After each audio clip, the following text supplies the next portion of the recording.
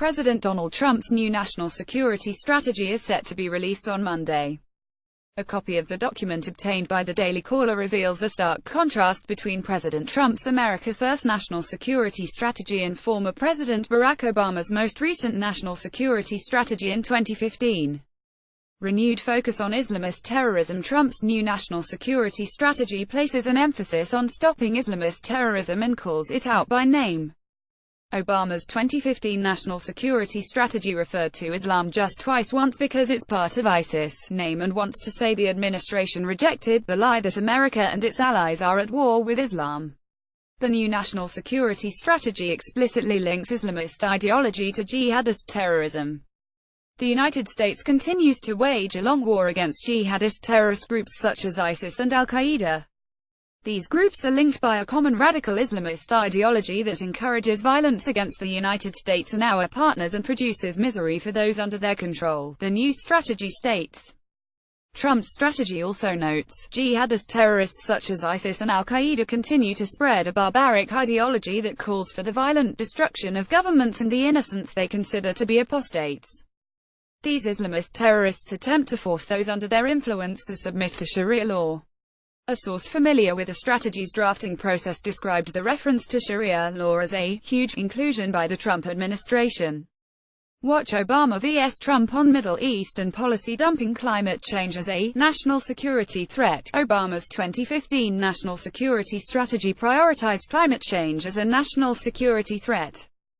Obama's strategy devoted more space to the threat posed by climate change than to the threat posed by North Korea. Climate change is an urgent and growing threat to our national security, contributing to increased natural disasters, refugee flows, and conflicts over basic resources like food and water, Obama's national security strategy said.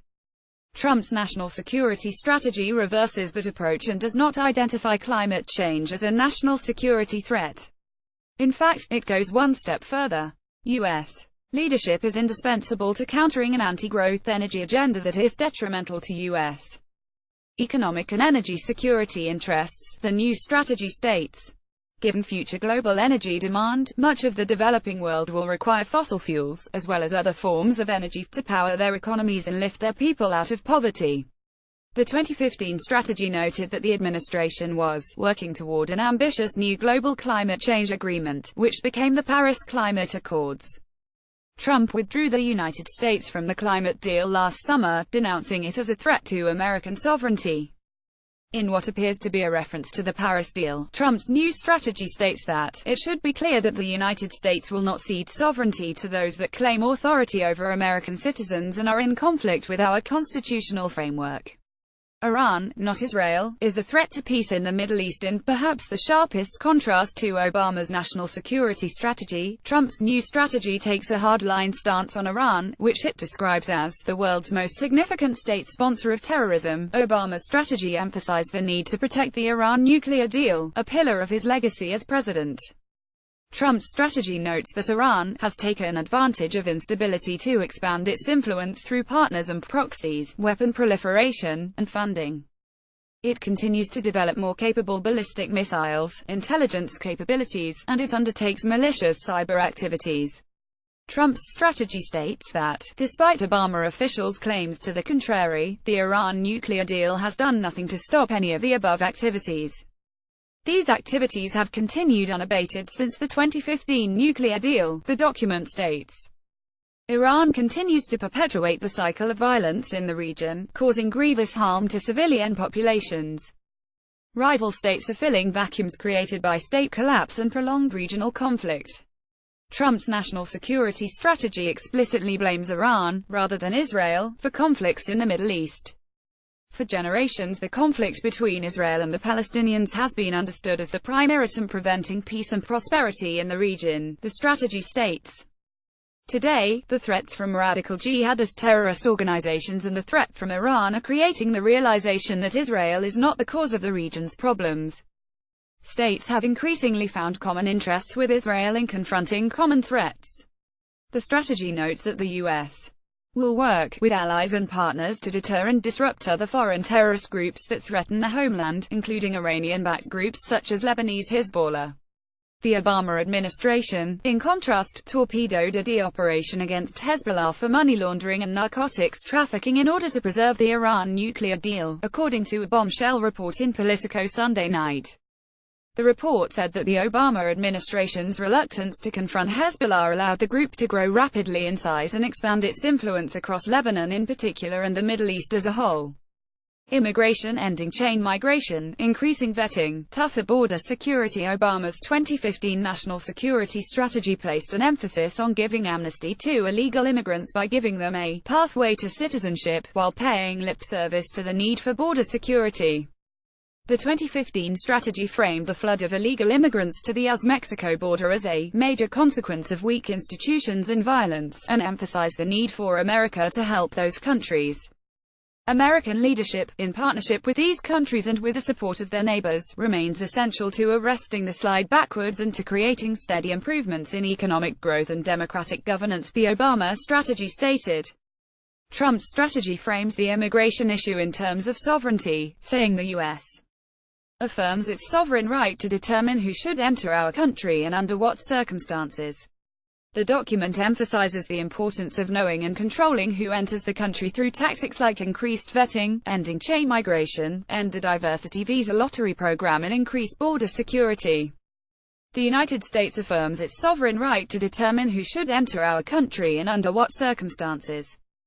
The United States understands the contributions immigrants have made to our nation throughout its history. Illegal immigration, however, burdens the economy, hurts American workers, presents public safety risks, and enriches smugglers and other criminals, the Trump strategy states. The document continues: the United States will continue to welcome lawful immigrants who do not pose a security threat and whose entry is consistent with the national interest, while at the same time enhancing the screening and vetting of travelers, closing dangerous loopholes, revising outdated laws, and eliminating easily exploited vulnerabilities. We will also reform our current immigration system, which, contrary to our national interest and national security, allows for randomized entry and extended family chain migration.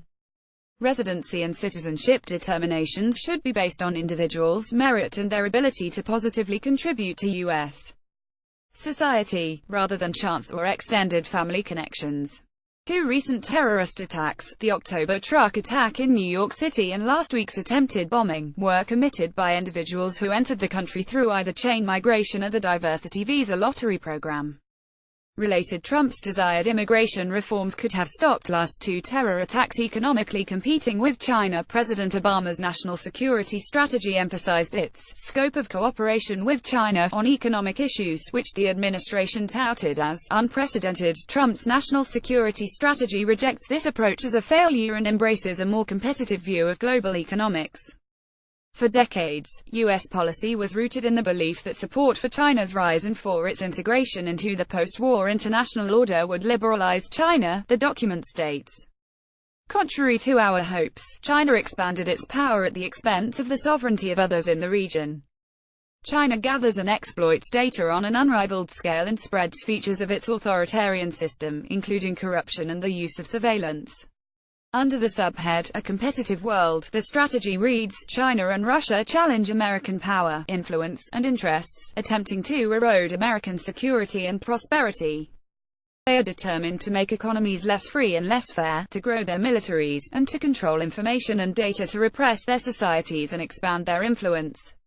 These competitions require the United States to rethink the policies of the past 2 decades, policies based on the assumption that engagement with rivals and their inclusion in international institutions and global commerce would turn them into benign actors and trustworthy partners.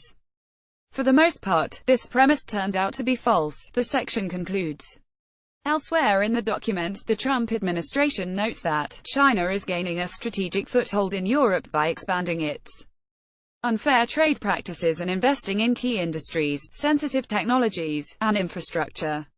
The Trump strategy also calls out China by name for stealing American intellectual property, something Obama's strategy did not do.